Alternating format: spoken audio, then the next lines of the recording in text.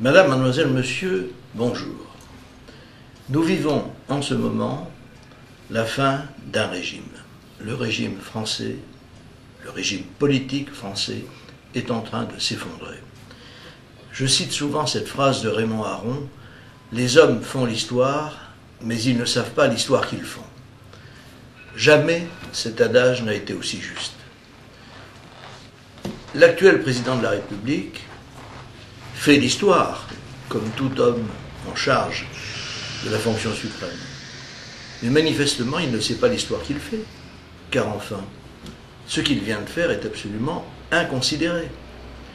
Voilà un homme qui hérite d'un pays dans une situation très difficile, qui aggrave cette situation de manière absolument énorme, et qui, tout d'un coup, après une gifle magistrale reçue au cours des élections municipales, décide de faire semblant de changer. Il faut vraiment n'avoir pas toute sa conscience ni toute sa lucidité pour agir ainsi. Car enfin, que s'est-il passé au cours des 4 dernières années, pour ne pas remonter aux 40 dernières années? Je vais vous donner le bilan. Il est extrêmement simple. En 4 ans, la France a dû emprunter 468 milliards d'euros pour faire face à ses déficits, et notamment à ses déficits sociaux. En même temps, elle a prélevé 66 milliards d'euros de plus sur les acteurs économiques. Étonnez-vous ensuite que nous soyons à l'agonie. Le système ne peut plus tenir. Et on en est actuellement à demander encore un sursis, encore une minute, monsieur le bourreau, vous vous souvenez de la phrase fameuse, à la Commission européenne qui avait pourtant déjà donné un sursis de 2 ans au gouvernement de M. Hollande pour remettre ses comptes, non pas à l'équerre, ce serait trop demandé, mais pour réduire le déficit à 3% du produit intérieur brut. Nous en sommes très loin et bien entendu dans le système actuel nous n'y arriverons pas. Alors que se passe-t-il réellement? Eh bien M. Hollande nous l'a dit. Évidemment, il faut un peu décrypter son langage, même s'il était très clair. Il nous a dit lundi soir, après la défaite électorale aux élections municipales, que ce sont les entreprises qui créent les emplois. Là, on ne peut que lui donner raison. Et en même temps, dans la phrase d'après, il dit qu'il faut préserver notre modèle social. Or, pour qui sait, et tout le monde le sait, je crois que le modèle social est à l'origine de nos déficits. Il est évident qu'il y a une contradiction qu'il faut absolument surmonter. Et c'est précisément parce que ni le gouvernement précédent, celui de M. Sarkozy, ni celui de M. Hollande aujourd'hui, n'a fait la moindre réforme à cet égard, que nous sommes dans la situation actuelle. Le chiffre que je vous donnais tout à l'heure, 468 milliards de dettes supplémentaires et 66 milliards de prélèvements obligatoires de plus, est à partager à équité entre M. Sarkozy et M. Hollande. Car l'un comme l'autre n'a pas compris, ou n'a pas voulu comprendre, que le problème français, c'était celui de son État-providence. Je lisais il y a quelques jours dans un journal du soir une interview de M. Védrine, Hubert Védrine, qui est un personnage important de la République. C'est l'ancien secrétaire général de l'Élysée sous M. Mitterrand, puis ministre des Affaires étrangères, disant d'une part qu'il fallait réduire les dépenses publiques, bien entendu nous sommes d'accord avec lui, et d'autre part préserver notre modèle social. C'est l'éternelle chanson, l'éternelle rengaine, il faut préserver notre modèle social. Or, c'est précisément ce modèle social qui nous empêche de retrouver la croissance, il faut donc le supprimer. Ce qui ne veut pas dire supprimer tous les avantages sociaux dont les Français bénéficient.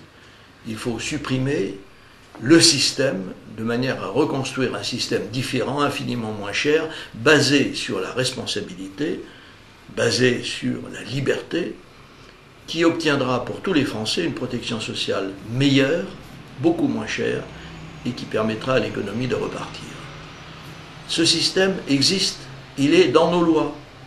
C'est le système qui a été fondé par 2 directives européennes de 1992, entièrement transposées dans le droit national par des lois de 1994 et de 2001, votées par toutes les tendances politiques, je veux dire par tous les partis de gouvernement.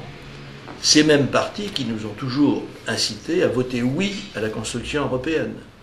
Ces mêmes partis qui nous expliquent qu'en rentrant de Bruxelles, où ils ont pris les décisions favorables à la construction européenne, qu'ils ont affaire à des fous furieux. Mais les fous furieux, c'est eux. Car ce sont nos hommes politiques qui, à la fois, ont construit cette Europe qui ne nous donne aucun avantage parce qu'on nous a privés des avantages qu'elle apporte, et qui évidemment comporte beaucoup d'inconvénients si on ne réalise pas les réformes nécessaires. Nous sommes en plein dans cette contradiction. Il n'est pas normal pour quiconque, pour un individu comme pour un État, de vivre perpétuellement dans la contradiction. Il vient un moment où cette contradiction soit le rend fou, soit le fait en quelque sorte de craquer, et il est obligé d'admettre une réalité, la réalité, qui n'est pas forcément sa réalité, mais qui est celle dans laquelle il vit. Aujourd'hui, j'ai vraiment le sentiment que le pouvoir est fou. Alors il n'est pas fou comme celui qui se promène avec un entonnoir sur la tête, mais presque. Quand vous voyez, on nous donne un nouveau Premier ministre, M. Valls, qui est présenté par tous les journalistes comme un as de la communication. Déjà, un as de la communication pour résoudre des problèmes, il vaudrait mieux un as des problèmes. Mais enfin. Or, que fait M. Valls? Sa première manœuvre, sa première action, c'est de se couper un doigt et en même temps de se tirer dans le pied. Il se présente aux étranges lucarnes, le jour même de sa nomination, et nous explique qu'il est là pour changer et pour continuer la même chose. Avec en plus une diction dont je n'ai jamais vu d'exemple chez les as de la communication, il met un « e » après chaque mot. Je veux dire que enfin tout de même, tant de « e », c'est absolument invraisemblable. Et voilà les gens qui nous gouvernent. Évidemment, vous avez compris sans difficulté que je n'ai en eux aucune confiance. Je pense d'ailleurs que la majorité d'entre vous, la majorité des Français, n'a aucune confiance en eux, car cette continuation de la politique qu'ils vont mener recueille non pas l'approbation, mais la critique de plus de 80% des Français qui demandent des baisses de charges et d'impôts. 80% des Français. Ils les réclament pour eux et pour les entreprises. Évidemment, comment voulez-vous baisser les charges des entreprises en maintenant les dépenses au même niveau? C'est absolument impossible. On va donc continuer comme ça. Pendant combien de temps? Je n'en sais rien, car leur capacité d'adaptation à la catastrophe est tout de même très grande. Je veux dire par là qu'une catastrophe qui arrive ne les émeut pas. Ils se disent, mais je suis tout de même au pouvoir. Et donc, catastrophe ou pas, pour les Français, pour moi ça va bien. Cette situation, en réalité, ne durera pas. Sur le plan purement politique, il y a une nouvelle échéance qui se présente dans moins de 2 mois, les élections européennes qui auront lieu, selon toute vraisemblance, à une nouvelle claque monumentale. Et puis, il y a surtout les conclusions que vont tirer les marchés qui nous prêtent notre argent à 70%. Et qui vont dire, enfin, qu'est-ce que ce gouvernement, qu'est-ce que ce président de la République, qui ne sont pas capables de prendre les mesures nécessaires pour payer leurs dettes. Et leurs dettes, c'est notre argent, c'est l'argent que nous leur prêtons.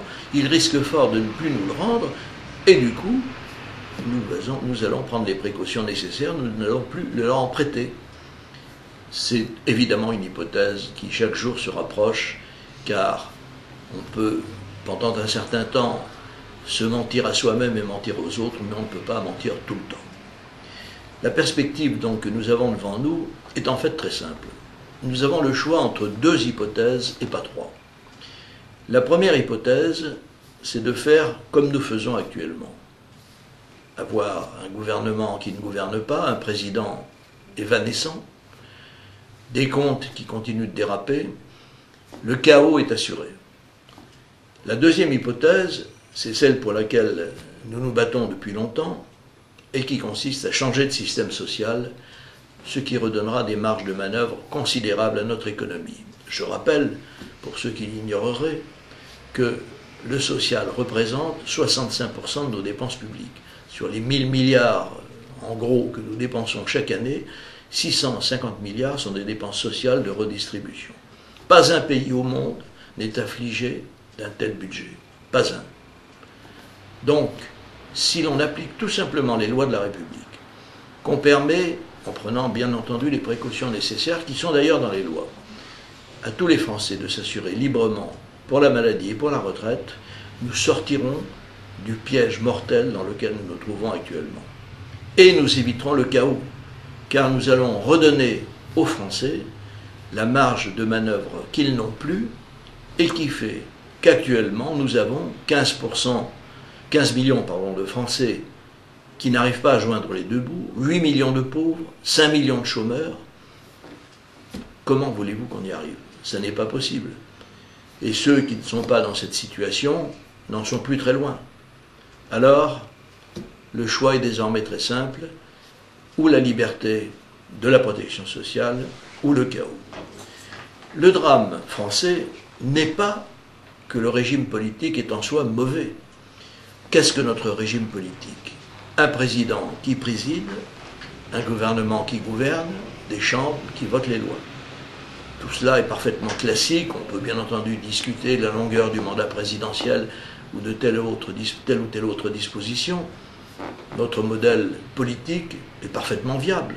C'est ce qu'il est devenu qui n'est pas viable, car nous sommes actuellement dans la dictature des fonctionnaires. Ceux qui dirigent la France à tous les niveaux sont des fonctionnaires. Prenez quelques exemples. M. Hollande est un fonctionnaire, il n'a de sa vie jamais dirigé une entreprise. Il ne sait même pas ce que c'est que d'avoir un client. Le client, c'est quelqu'un qu'il faut satisfaire, sinon il s'en va, il n'achète pas. Il n'a jamais fabriqué quoi que ce soit. Quand vous fabriquez quelque chose, il faut que ça se vende. Donc il faut faire quelque chose qui soit bien, qui soit commercialisable. M. Hollande n'en sait rien. M. Valls n'a jamais fait que des actions politiques. Le nouveau ministre de l'Éducation nationale, M. Hamon, à 18 ou 19 ans, était déjà un militant politique. Il n'a jamais fait que cela, les cabinets politiques, les cabinets ministériels. Vous pouvez faire toute la liste de ceux qui gouvernent la France, à un niveau ou à un autre. Vous n'y trouvez que des fonctionnaires, et que des fonctionnaires qui n'ont évidemment jamais dirigé la moindre entreprise, jamais fabriqué quoi que ce soit, jamais vendu quoi que ce soit à un client. C'est cela qui doit changer. Pour que ça change, c'est extrêmement simple. La première des mesures à prendre consiste bien entendu à interdire à un fonctionnaire, une fois qu'il a été élu, de rester dans l'administration. C'est une première chose. Mais ça n'est pas suffisant. Il faut enlever aux partis politiques la possibilité de fausser les élections. Car enfin, ils se sont fait attribuer par la loi le monopole de l'argent public. Vous ne pouvez pas bénéficier d'un soutien public, d'un soutien privé, quel qu'il soit. Ils sont limités à la portion congrue. Et l'argent public, qui est le seul qui vous permette de réunir les fonds nécessaires pour une élection, est distribué aux partis en place. Et les partis en place sont dirigés par qui? Par les fonctionnaires. Donc, voilà des mesures à prendre d'urgence pour un nouveau pouvoir. Elles sont simples à prendre d'ailleurs, il suffit d'un décret ou d'une loi, peu importe. Et puis il y a aussi quelques mesures très importantes. Supprimer l'ENA, l'École nationale d'administration, qui nous fabrique des gestionnaires SIC qui ne savent pas gérer. Supprimer l'École nationale de la magistrature, qui fabrique des magistrats qui ne savent pas juger, qui n'ont jamais été dans la vie, et qui prétendent juger au nom du peuple français, un peuple qu'ils ne connaissent pas. Il faut également, d'un trait de plume, remplacer ces magistrats, je dis bien d'un trait de plume, un référendum s'il le faut, faisant en sorte que tous les magistrats actuels soient limogés, réengagés partiellement selon les garanties qu'ils offrent d'indépendance et bien entendu de connaissances juridiques, et que désormais ne soient appelés à devenir magistrats que les personnes disposant des capacités juridiques suffisantes et ayant au moins 10 ans d'activité dans un secteur qui ne soit pas celui de la fonction publique. Toutes ces réformes, plus bien entendu la réforme de la protection sociale, nous permettent rapidement de sortir de l'impasse, du gouffre dans lequel nous sommes plongés. Sinon, la garantie, c'est le chaos. Car une fois que les Français vont s'apercevoir que rien ne change à la tête de l'État, ils vont devenir fous furieux, et à ce moment-là, Dieu reconnaîtra les siens. Les perspectives sont donc simples, et pour chacun d'entre vous, finalement, la responsabilité est totale. Vous pouvez manifester avec nous pour la liberté de la protection sociale et pour les réformes que je viens d'exposer. Vous pouvez aussi rester tranquillement chez vous en attendant que tout explose, mais ce n'est pas la bonne solution.